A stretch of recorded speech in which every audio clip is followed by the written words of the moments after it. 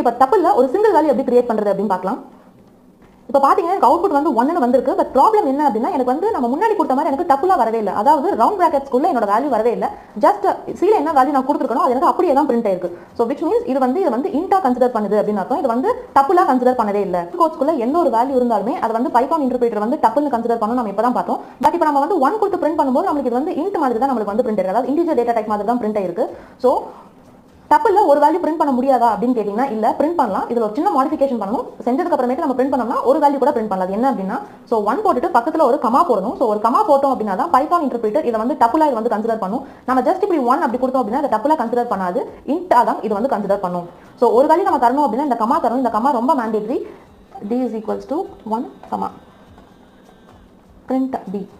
இப்போ நான் அதை ரன் பண்றேன். பண்ணும்போது பாத்தீங்கன்னா எனக்கு வந்து இது வந்து டப்புலா தான் எனக்கு வந்து பிரிண்ட் ஆயிருக்கு. சோ எதனால அப்படின்னா நான் இந்த கமா கொடுத்திருக்கேன். சோ டப்புல்ல நம்ம ஒரு சிங்கிள் வேல்யூ நம்ம தரணும் அப்படின்னா சோ இந்த கமாவோட தான் நம்ம